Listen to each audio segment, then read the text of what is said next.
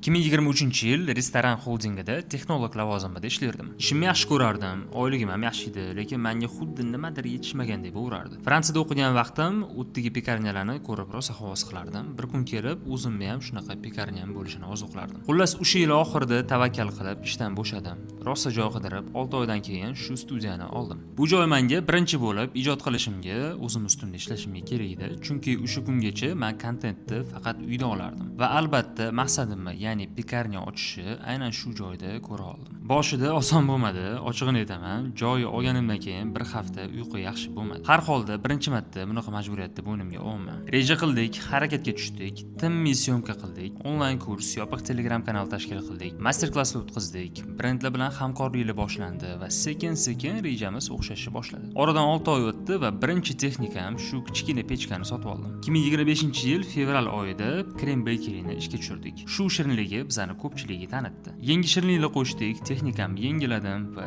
sekin-sekin bizani doimiy xaridorlarimiz bazasi shakllanishi boshladi. Hamma kuchimni jamlab, kruasan uchun $12,000 orzuyimdagi texnikani buyurtma qildim. 2 oydan keyin texnika yetib keldi. Ularga qarayman, ishongim kelmaydi. Avgust oyida kruasanlar sotuvga chiqdi. Roppa-rosa 1 yil vaqt tinimsiz harakat va qilsa bo'lar ekan. Reja o'xshadi. Albatta, hozir ham oson emas, lekin kelajakdan umid katta. Tasavvurimdagi pekarnyamda juda ham ko'p kruasanlar va nonlar sotiladi. Mijozlar bizdan yaxshi ko'rib xarid qilishadi. Meni xuddi shunaqa qo'llab tursanglar, tez orada bunga ham erishamiz. Blogimning maqsadi odamlarni ilhomlantirish va buni eng zo'r yo'li o'zingni misolingda ko'rsatish. Bu videoning vazifasi ham oxirgi 1 yil ichida bosib o'tilgan yo'lni ko'rsatish. Hammamizning orzu va maqsadlarimiz bor. Meni fikrimcha, bizning maqsadlarimiz hayotimizni mazmunli qilishga xizmat qiladi. Sizlarning fikringiz qanaqa?